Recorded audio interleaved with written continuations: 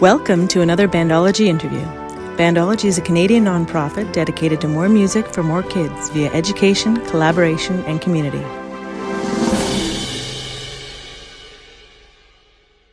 Hi everyone, my name is Lucas and I am the music manager for Bandology. I'm here with Gavin McLeod. Gavin is a blues guitarist and vocalist from Milton, Ontario. How are you doing today, Gavin? I'm doing great, man. How you doing? Good. Thanks for joining us today. Yeah, I'm excited. It's different times still, and I haven't done one of these in a while, but yeah, I appreciate you having me, man. Thank you. Sweet. So can you start off and describe a bit about yourself and your background in music? Yeah, I'm 22 years old. I've been playing guitar since about it's got to be about 14 years now. I think I picked it up when I was 8. The whole family was always musical, and we always listened to, like family parties. It was like Fleetwood Mac and Neil Young and stuff, and it was just always kind of in the house. And yeah, I came up, through grade school and high school doing a bunch of different things. I kind of was in the YouTube world for a while doing that, and I was on like some TV stuff, and it all kind of amalgamated into just pursuing music full time. So yeah, man, I've done a bunch of different stuff, but I kind of just always felt that the music was wanted to be my main focus, or it was pulling me that way. So yeah, I play guitar, drums. I'm currently working at a music store and a studio, and touring and playing when I can, making a record. It's been a weird 2 years, but I'm lucky enough to like have good support at home and stuff. So yeah, it's a weird time to be a musician, but that's me, and that's what I've been doing. Nice, that's awesome. Who are some of your major influences or mentors? It's a good question. I think influences for me, music wise, I was always really influenced by Neil Young, uh, just like growing up, because he kind of has that acoustic side of his playing, and then he's got the electric side too. So it kind of has that both worlds that I try to do as well. And he's Canadian, and I love the music. So that was one of my big musical influences, and he's just kind of a trailblazer, and he kind of does his own thing, which I love. Um, but then like coming up when I was playing guitar when I was younger in bands, I think I was more into like Led Zeppelin, Foo Fighters, just kind of more bare bones rock stuff. And I think it was around like 2015 I got into Gary Clark Jr., and that like sent me down like the John Mayer, Stevie Ray Vaughan, like that whole rabbit hole. So uh I did my time on like blues guitar players, and that definitely has a big spot in my influences as well. And then for mentors, that's tough. All the producers I work with, like my producer Ross, my other producer Nixon. I love working with these guys because they've seen so much, and they just know so much. It just every time you get a chance with them, you can kind of pick their brain and try to get some information for yourself out of it. So that's always been really influential as well. Nice, that's awesome. How did you stay active as a musician throughout the pandemic? I immediately in 2020, like March of 2020 when it started, I've got like a background in video production and online social media stuff, so I just kind of transitioned everything there with no. I wish I would have had like a better plan for it, but it was just kind of like every day I just get up and had nothing else to do, so I would just make videos, with no real goal. It's just kind of creating to create, which was fun. So I did that for a while, and then that summer, the first summer of COVID, there was a few opportunities. Like we played a drive-in show, which was weird. Um, and then like, here and there when things would open up, we could play shows. So we played a couple of festivals and like a couple small club shows with like, 25% capacity. So we just tried, because my main thing is like I want to be a live musician, so it's tough obviously. So that's yeah, that was when we could play, we would play live, but like for the most part we just kind of either record demos or work on stuff in my basement, and just try to stay active in any way we could, because I feel like if you take a week off this thing, it's harder to pick it up afterwards. So you got to just keep the ball rolling however you can. Yeah, for sure. Would you like to play a song for us? Yeah, man. Um, okay, so let me try something here. Okay, so I got one here that I've been sitting on for a bit. I think this was kind of birthed out of like the pandemic and just kind of having nothing to do but write. So, a bit more of an acoustic one. It's called "What's the Use."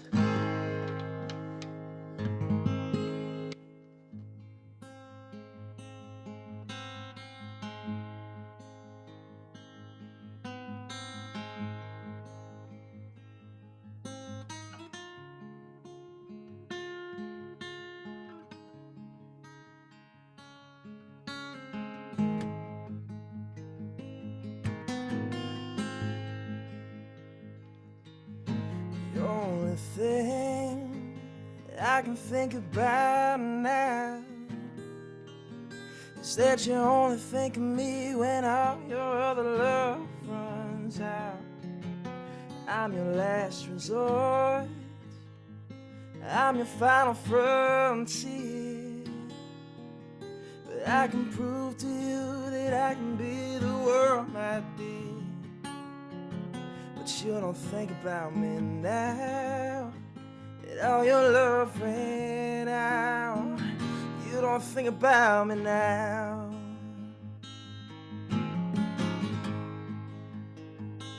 Oh, we can't win, oh, we can't lose, if we're always tangled up in more than two. And baby, if we can't win, baby, we can't lose, well then what's the use?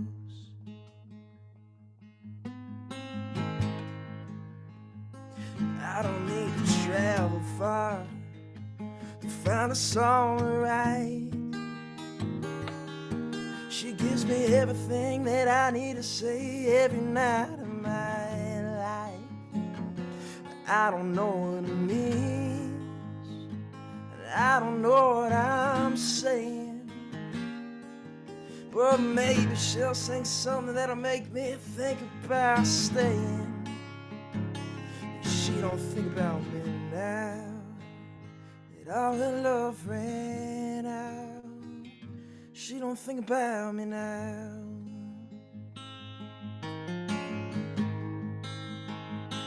Baby, we can't win, oh, we can't lose, if we're always tangled up in more than two. Baby, if we can't win, oh, we can't lose, well, then what's the use? Well, what's the use? Well, and what's the use? Well, and what's the use? Well, and what's the use? Well, and what's the use? Well, and what's the use?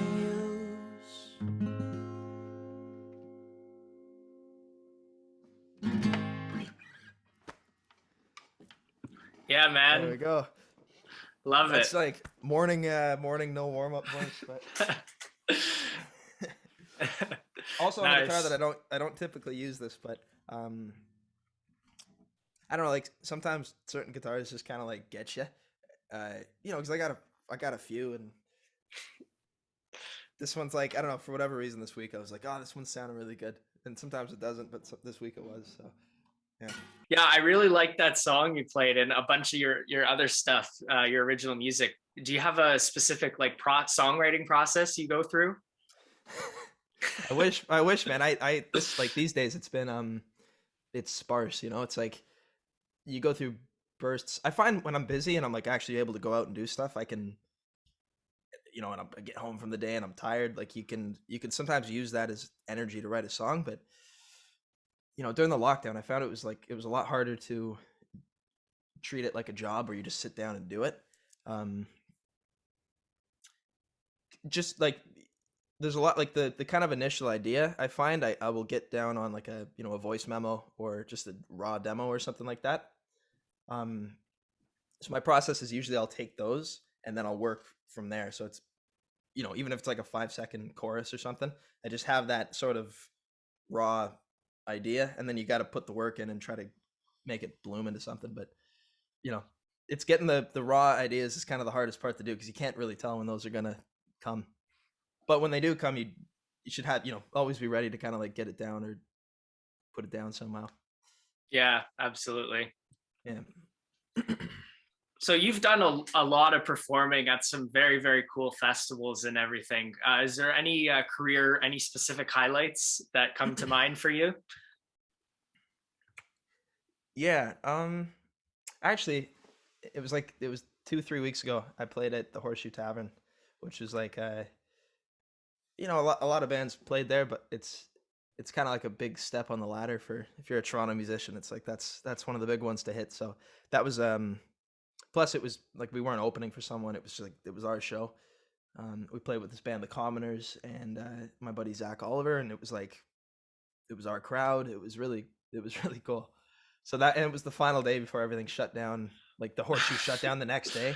I was backstage, and like all my friends are calling me like, "Oh, it's looking a little too sketchy out there. I don't really want to like risk it, and my mom doesn't want me to go out or whatever." So a bunch of people canceled, but it was still, you know, it was relatively packed, and like definitely a career highlight for me. It was really sick.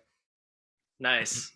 Yeah, that's awesome. I've heard the Horseshoe definitely is a landmark, like you said, for musicians. Yeah, I mean, there's nothing like it, man. You walk in there and it's just, I don't know. There's a couple good videos online you can watch for like the history, and you know, like the Police played there, and the Stones and the Strokes and the Foo Fighters and Bryan Adams, and like it's a long list. It's very cool. Yeah, that's awesome. So at Bandology, we talk a lot about the value of music education and how it provides a lot of transferable skills. So my question to you, Gavin, is why is music education important to you? So funny you asked that, because I teach a band program at this place I work at called House of Chords. So like once a week we have it's a great program. We have like kids from like 11 to 18 come in. You put them with a group, and I just kind of walk them through the rehearsal process and how to be a band, which I think is so crucial, because I mean we're 2 years into like kind of Zoom meetings and, you know, virtual Zoom rights and stuff like that, and there's nothing like just being in a room with people playing music. There's something like really visceral about that. I mean, everyone who loves music knows that. It's like that's the thing. So I think teaching kids that skill, it's like it's everything. It's like social skills. It's learning how to play with another guitar player, especially, is like it's a conversation, you know. So you're learning a lot about life in that sense. And also, if you want to be a musician, it's like it's a hard road, and I feel like that, you know, it hardens you and it makes you, you know, it teaches you a lot about life as well. So, and you know, obviously a lot of kids don't stick with it the way we are sticking with it, and you know, not every kid who plays guitar for, you know, once a week like becomes a musician, but there's like 1% of kids who end up doing that, and you can usually tell like immediately. Like you start teaching them and you're like, this kid's got, they don't even have to be good, that you just know they have the crazy gene in them. You're like, this kid's gonna be a musician. You can just tell.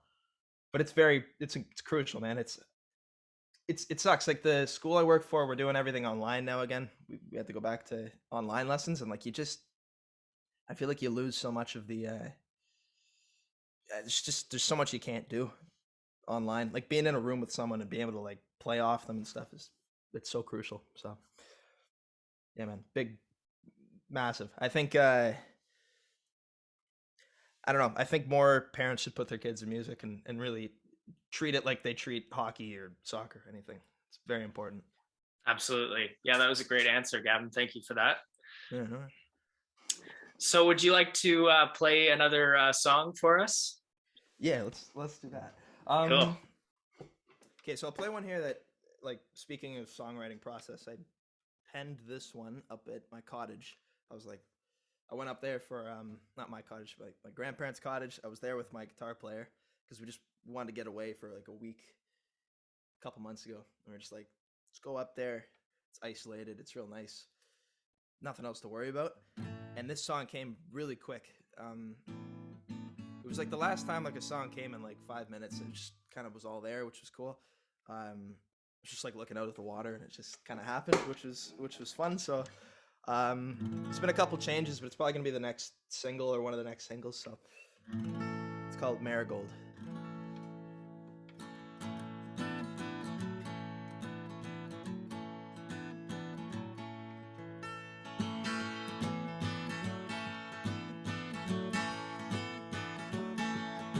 I've been taking all the stops and making love along the way. I've been wasting all my time away just trying to see her straight, but she's way too good to me, and I'm just way too blind to see that she's alright. She loves me all night. We ain't ever growing old. Be my marigold.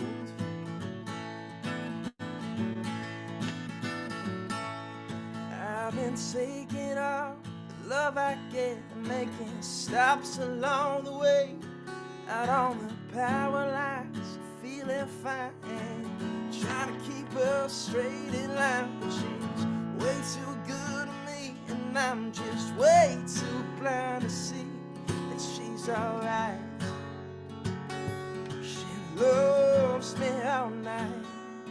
We ain't ever growing old. Be my marigold.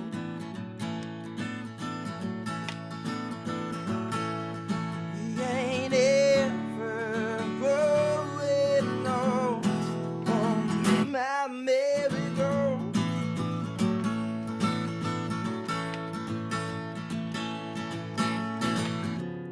It's all over before it all begins. She knows the state that I've been living in, and as she comes to me in that old hotel room, she been crying makeup on, 'cause I've been dragging her along. Well, I've been taking all the stops and making love along the way. I've been wasting all my time away just trying to keep her straight, but she's way too good to me, and I'm just way too blind to see that she's alright. She loves me all night. Oh, we ain't ever growing old. We ain't ever growing old. My marigold. My marigold.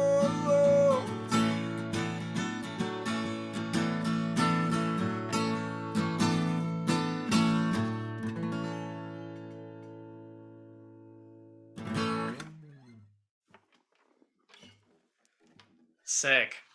Love that. Thank you.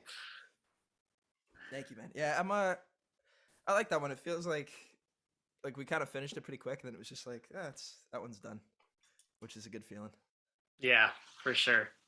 There's also a different, like when I do stuff like this and it's like acoustic performances, I pick a completely different batch of songs. Like the ones we're really proud of right now are like big electric songs. So I have to figure out a way to like make those acoustic. Yeah, for sure. So I have one more kind of official question here. Do you have any advice for young musicians who might be interested in pursuing a career in music? I would say you got to be realistic about the time frame and stuff, because like I feel so behind in what I'm trying to achieve, and it's been a tough 2 years, obviously. So, and I've been doing this. I've been playing for like 14 years, so it takes a long time, and it's not going to happen overnight. So you kind of have to, I'd say, build your skill set first before you worry about a career or like playing shows or anything. Like, just hone your craft on your own first. Write a million songs and try to like get the bad ones out of the way so you can just, when the time's right, it all makes sense. That's probably my best advice would be like, just don't put too much pressure on it becoming something bigger until you feel like you're ready. There's a lot of development time and just kind of honing your craft that needs to go down before that. But then when the time's right, it's all about networking and stuff. So I'd say, if you play one show, try to get another show or like 2 more shows out of that. Bring a camera, film it, put that out there, try to grow your network that way. So that's how I did it, at least. Nice. Yeah. Thanks for that, Gavin. Yeah, man. All right. So we like to end off our interviews with a little set of fast 5 questions. Great. All right. So here we go. First question. What is your favorite movie soundtrack? Pulp Fiction. Nice. Instrument you wish you played? Piano. Favorite song? Vienna, Billy Joel. Oh, cool. Yeah. What's your hidden talent? Cooking steak. Nice. Yeah. And dream vacation spot? Ooh, I want to go to Bahamas. Bahamas. That's actually a lie. No, I'd love to go to like Switzerland. Switzerland. Cool. Nice. All right. Well, thank you so much, Gavin, for taking the time today and talking a bit about your awesome musical journey so far. Yeah, thank you, man. That was great. All right. Take care. Yeah, you too, brother. See ya. Thanks for joining us. If you like what you heard, you can learn more about our organization at bandology.ca, which features information about music education, advocacy and research, and our Play a Gig and Bandcamp programs. Follow us on social media for more videos, performance, and interviews on Facebook, Instagram, and YouTube.